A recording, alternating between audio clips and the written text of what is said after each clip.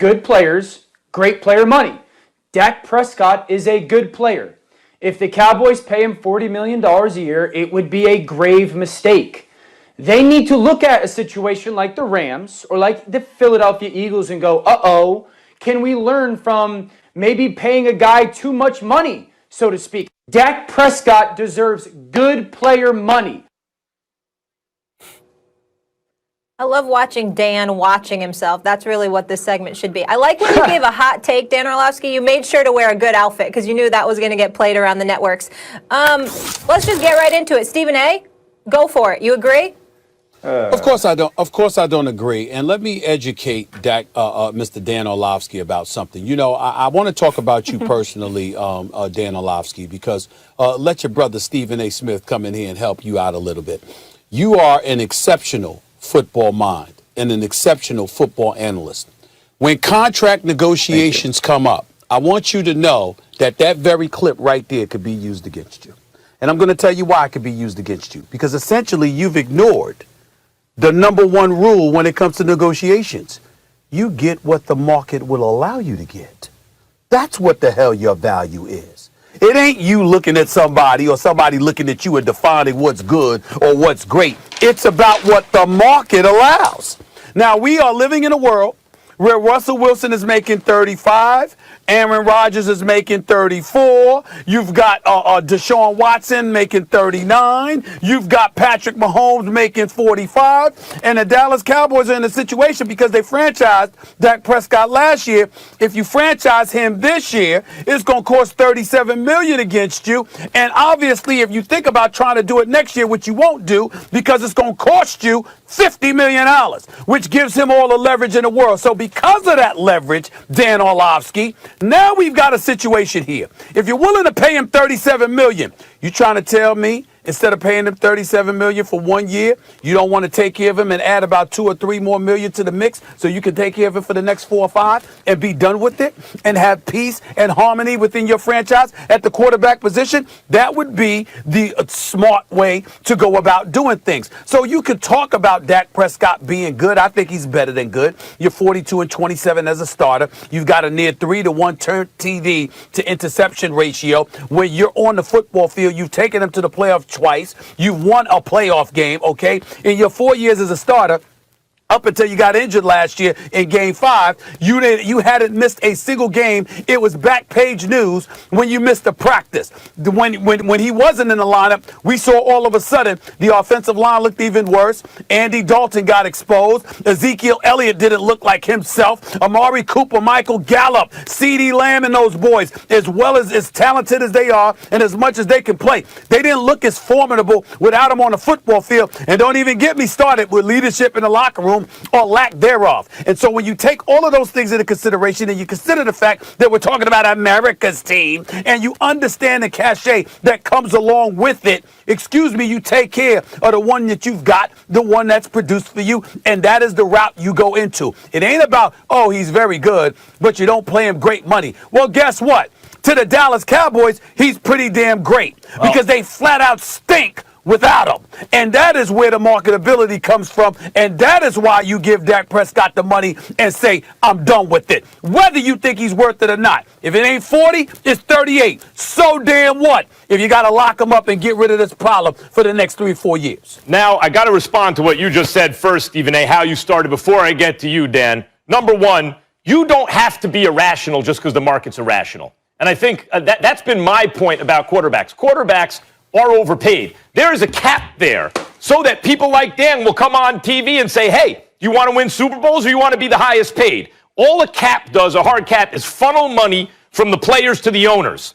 And because of that system, quarterbacks take too much of a percentage of the cap. Now, Dan, I believe your point is Aaron Rodgers, Tom Brady obviously still showed it. Obviously, Patrick Mahomes, Deshaun Watson, they're worth it.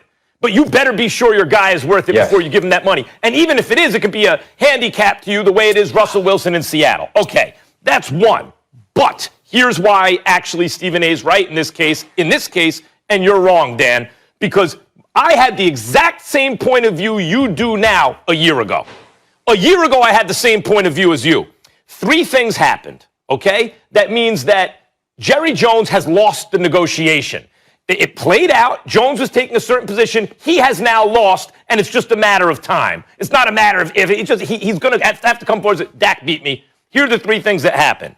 One, Andy Dalton was much worse than Dak. Like, I thought Dak is good, not great. Maybe he's on his way to being great. Andy Dalton's a good backup. There was no comparison in that offense when Dalton was in and Dak was out. That's one. That gives Dak the leverage Stephen A is talking about.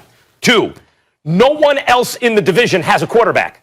They'd be the only franchise with a real star quarterback, like a seriously above average quarterback. That gives them a huge opportunity in the next couple of years to host playoff games. If you sign Dak, you have a really good chance to have home playoff games every year in the next several years. That's two. And three, to Stephen A's point, the franchise tag is $37 million. Next year it's over 50, and you got to pay it all in 1 year. It's a cap hit. So really, what this is, it's true. We all know what this is. It's 3 years around 120.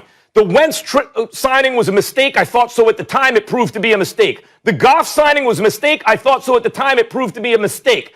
I thought signing Dak to the same deal would have been a mistake a year ago. At this point, things have changed. The cap's going to go up. Quarterbacks are making more.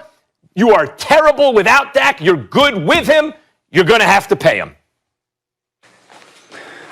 All right, I think Max makes a lot of good points. Now, first of all, Stephen A., when you use the market, Max's points are great. I'm going to use the analogy of real estate, right? If I want to go buy a house, and I'm just going to use random numbers here, okay? Let's say my net worth is $1 million. That's a lot of money. Well, I want to go buy this house, and the market dictates that it's $800,000. Well, I want to buy it, but it's not worth $800,000, but the market tells me it is. Is that a smart investment by me? Because then I don't have any money to do anything else. All I'm going to do is be house poor. I got the house that I wanted, and the market dictated that it should cost me that much money. I can't do anything else. So just because the market and he's the next guy up does not make it smart business sense for the team or the player. Max, you mentioned, and that's been my point all along, the biggest question is, what does Dak Prescott want? Here's the thing. Everybody's like, oh my gosh, you talk like Dak Prescott's a bum. No, I don't. I talk like Dak Prescott is a good quarterback. I have never said anything other than Dak Prescott's a good quarterback. I want somebody, whether it's either of you two, Molly, someone at home, to tell me when Dak has been great, when he's elevated. Because Stephen A., you point the win-loss record and the stats. Absolutely. When your quarterback's cheap, you can spend a lot of money elsewhere. That helps the quarterback play well. It helps you win games. Outside of 2016, that's 5 years ago. The last 4 years, they're 29 and 25. That's good, right? They average 23 points a game. That's good. So what does Dak want?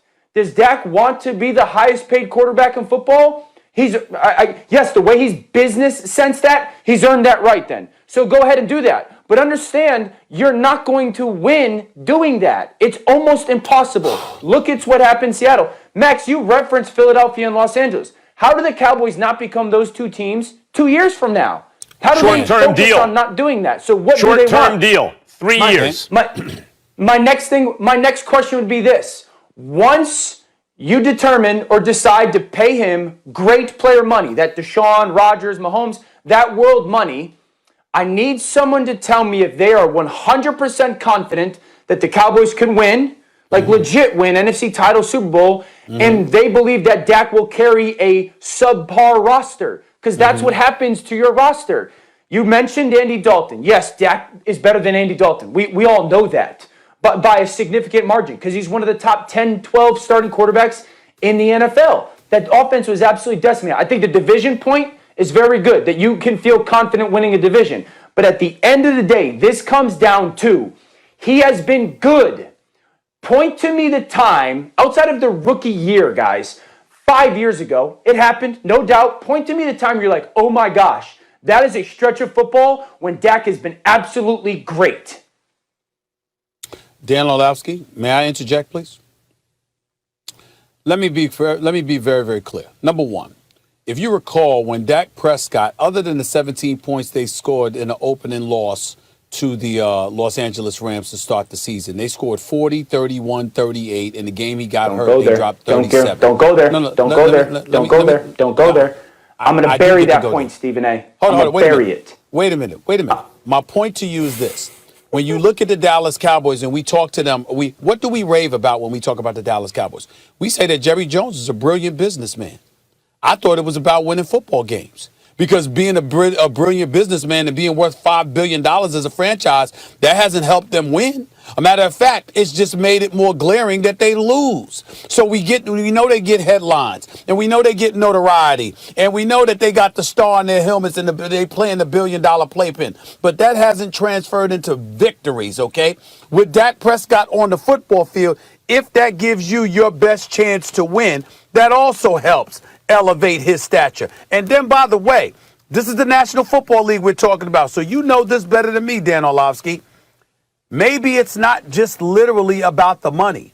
Maybe he wants the money, but then he wants the license to restructure. He wants the license for you to come to him and ask him to restructure his deal or whatever. This is the National Football League. It's not like it is with the NBA or maybe even Major League Baseball where they pay you it. That's what your money is. That's what you're getting. We'll talk next time it's time for negotiation. No, in the National Football League, they can sign you to $160 million. They can sign you to $40 million a year. And then they can come to you at a later date and say, could you restructure? Because we're trying to do this, we're trying to do this, we're trying to do Right. that. The point is, you might have a situation because of what I highlighted in terms of how some of these quarterbacks are being treated. They want to be in a position where they have to come to you and they have to cultivate a relationship with you and make you at least somewhat of a partner in the business dealings that they're exercising, because the more money they pay you, obviously they have to deal with you and you have to be accountable with the situation as well, as opposed to you being franchised on one-year deals or anything like this. We sign you to a long-term deal, but guess what? If we want to do certain things, now we got to come to you, which means to some degree you get to dictate what the organization does moving forward to facilitate winning. These are all things he could be thinking about, and you know that. So why shouldn't he want to be in that position? That's what I'm talking about. Now, first of all, people I'm saying Dak should get like the 34, 35, 36 world. There's a big difference between the 40 to 42 world. That's what I'm saying. I'm not saying you pay him 21, okay? I get your point and understanding that teams will come back to the player Here's and the say, problem, we'll restructure. Dan. But it all comes down to here's the thing. You pointed to the numbers to start this season when he did start, those 5 starts, okay? This is the point that I was going to rip out.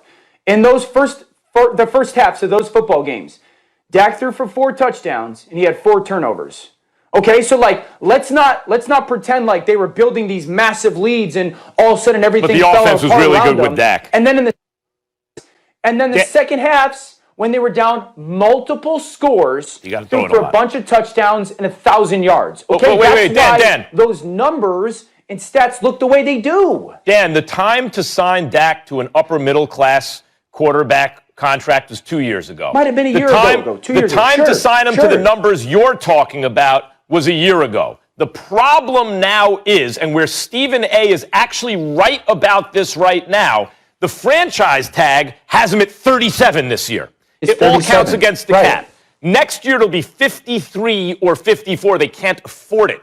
So what they're faced with, if you're Dak and you go, well, you don't sign me now, why would I take even 40 next year? Because now, once you're a free agent, you're opened up to whatever market forces. They're not truly free because there's a cap. But every team in the league that wants a good quarterback is going to be in on the bidding. And believe me, he'll get at least 40 next year. So Jerry knows this. He knows he's been beat. He overplayed his hand here. He is going to sign Dak, and it's going to be the contract that Dak wants at this point.